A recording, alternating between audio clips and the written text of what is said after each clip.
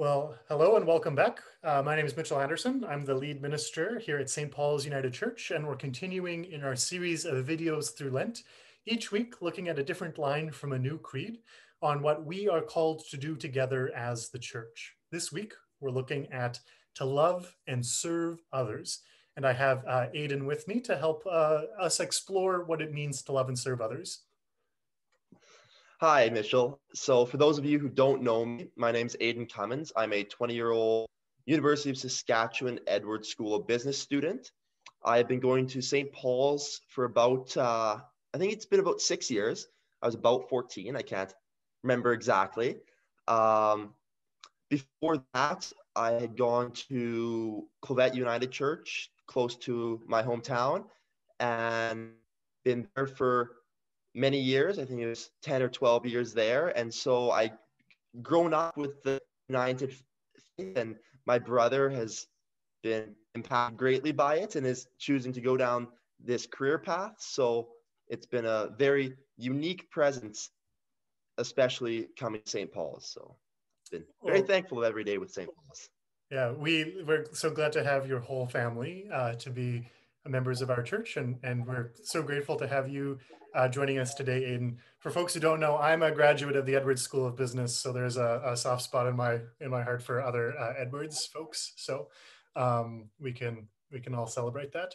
So the first question I've got for you today, Ayden, is what does it mean to you to love and serve others? What does that mean? So when I was thinking about that, the big thing about loving and serving others to me is being present in mind and present in body. And it's so hard to express that you love somebody and to show them on a daily basis how you love them. But to me, especially when it comes to serving your friends and your family, that presence and that trust is what really defines really our human connection. And I know personally, it's sometimes hard to want to reach out to people or to know where to reach out. But just knowing that there's present friends who care and family members who will always have open ears, and the church and leaders like Mitchell and I know Rev Deb was very great for so many in our congregation, is knowing that you have somebody who you trust and that will be present in mind and in body to really connect with you and empathize. And I think that really is what defines loving and serving others. And I think even with God's or Jesus's walk on earth was that presence, and how the leadership and the presence of Jesus connected the community and brought people forward into a community of love and compassion and trust. Mm-hmm. So when I think about loving and serving others, presence and trust are the two words that come to mind immediately. Mm-hmm. And I think that those are the two words that mean the most. Mm-hmm.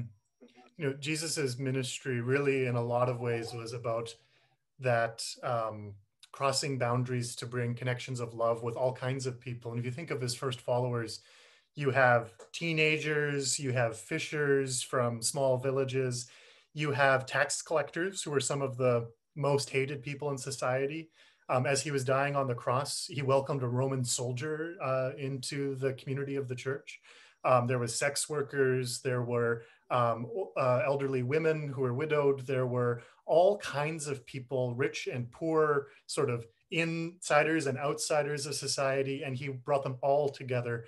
And one of the distinctive things of Jesus's ministry was eating together, you know, and how much more present can you be together than when you have different kinds of people sitting together at a meal. And I think that image of inclusion and welcome and presence, I think, is really important. Ayden, is there Absolutely. A time where you've been tried to live this out, try to love and serve others and be present with people in need? Yeah, I actually would say so. I've discussed it with many people in the church. When I was 17, one of my very good friends committed suicide. And so it was in June, about 2 weeks before our final exams were all about to go down. It was actually 2 days after his graduating class's graduation ceremony. And the school immediately said, nobody has to come to school. Finals are completely optional. Your grades will go up if you do them, but they can't go down. This is a big thing. If you guys need counseling support, it'll be there for you. And so that was one of those, like, the school made the conscious effort to be present and identify our needs. But what really I found so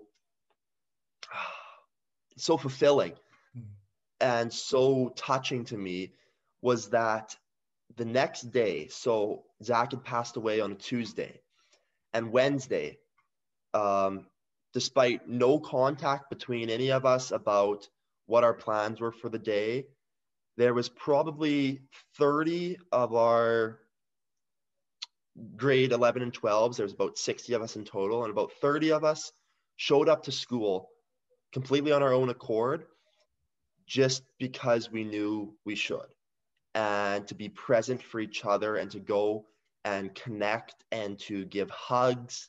And we were not making the decision to go to school. We were going to be present with each other. And the texts on Tuesday night can only do so much, but going and being present and being compassionate to each other, I think, was really a touching and moving moment for me. And it really emphasized how presence has such an effect on loving and serving others. Because when I showed up to a full parking lot at school on Wednesday, I was immediately moved that so many people felt this need, that it wasn't just about them. It was about going and being with their friends and their classmates, not even people that would be considered friends, but more acquaintances, and everybody's hugging. And I know we can't do that in COVID anymore, but and it was so moving to be a part of that presence of community, and how when we all needed love, everybody collectively came together to offer that compassion and to offer that emotional connection and presence. And I think that really emphasizes the work of a greater being. Thank you for sharing that story. We talk in St. Paul's this year about how we're all called to be brave, and it takes courage to share a story like that. And so I want to thank you for sharing that. It's clearly a powerful story in your life of loss of a friend, and then of how you and your community responded to support one another, to take care of each other. And I just for folks watching, please know our church is a church that wants to support everyone wherever you're at. If you're experiencing thoughts of suicide, please know that we want to help. There are links to resources in the caption below, or in the comments below if you're watching on Facebook. And please know that if you have a loved one or a friend who has died by suicide too, there are supports that we can connect you with, or that you can find to support you through that. Our church wants to be one that loves and serves others, and loves and serves you in whatever you're going through. So thank you for sharing that, Ayden. Absolutely. I wonder, you talked a little bit about how COVID has changed some of this. I wonder if you have any thoughts about how COVID is impacting loving and serving others. I think, as I alluded to with hugging and physical touch, there is obviously a place for that, where it really does make a difference in knowing that you're loved and knowing that you have support. And so, of course, with COVID and having to maintain our 6-foot social distances and less physical contact with people, and less being in physical presence with those we love and those we are trying to serve.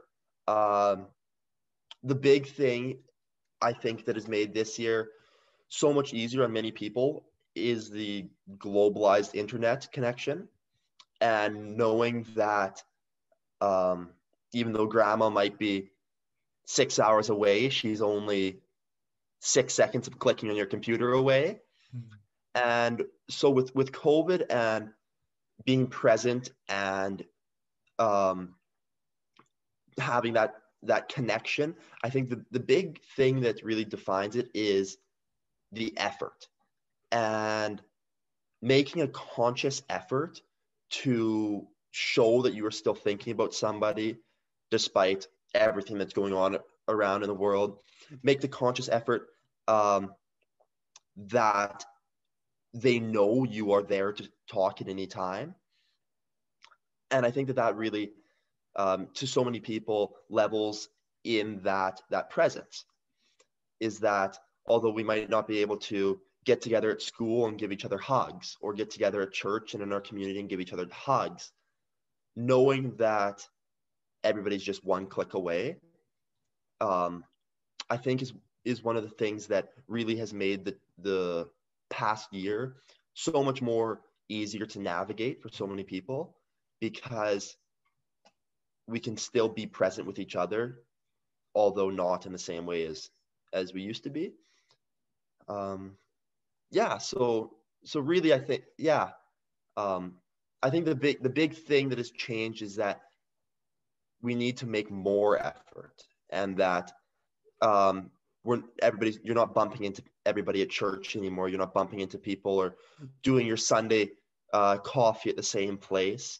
So still making that effort to reach out and to be reachable, I think is really what God would like us to be doing, and to ensure our connection in humanity. Yeah, absolutely. Yeah, it's all, so much of how we run into people by happy accident at the grocery store on Sunday morning to catch up. And when there's so much less of that, yeah, you need to really put in that work and that effort to demonstrate you care. And I think it makes a really big difference on people when even just something really small like a phone call or a text to say, hey, hope you're doing good. Let me know, thinking about you. If you want to connect, let's find a time. I think that makes a big impact on people's well-being during this. That presence you're talking about, I think, is really important. If we think about Absolutely. our church, what do you see us doing in loving and serving others that you want to lift up or celebrate? The one thing that St. Paul's has done so well, especially moving forward with our COVID pandemic, is being accessible, and again making that effort. And St. Paul's has done everything they can to be reachable, to be accessible online, whether it be Sunday morning at 10:30, or if somebody wants to watch a service at Tuesday, and to know that St. Paul's is making their accommodations so easy to find. And besides COVID, St. Paul's has done more outreach than any of the churches that I have experienced or known people that have been a part of other United churches, and especially the Sutherland School initiatives, and giving shoes and headphones and gloves and mitts to kids who are less fortunate and kids who need those at this time. I think that really shows that serving others and being compassionate and empathizing with their situation. And that's one thing that St. Paul's has always done very well, I think, is empathizing with those less fortunate. And with some of the efforts we had made with the Syrian refugees in the past, I think those are really powerful moments of serving our community and serving humanity. And St. Paul's has always done very, very well at that. And I think if you consider Jesus's life and God's presence, and you think about the parable of Jesus feeding 5,000, recognizing a need and recognizing that those people were hungry for Jesus, and in our community, these people are cold or don't have shoes. Recognizing that need and knowing that it is of greater importance than yourself, and there's so much more going on in the world, and there's so many more less fortunate. And for when Jesus fed the 5,000, 5 loaves of bread and 2 fish, well, Jesus and the disciples could have ate that and been very comfortable. But they made the conscious decision knowing that it meant more to humanity and it meant more to those 5,000 people to share. And they empathized with their situation, whether they had to go back into town to purchase food at a higher price, spend some of their hard-earned money that was not overwhelmingly, they were not overwhelmingly prosperous. Mm-hmm. And for Jesus to make the decision to share, I think really emphasizes that loving and serving others, and to know that it is not it's not always about your needs, but it's about ensuring that our community's needs are fulfilled as well. And I think that St. Paul's has really always done an excellent job in recognizing needs in the community, even as small as headphones or gloves and mitts might be in the grand scheme of things.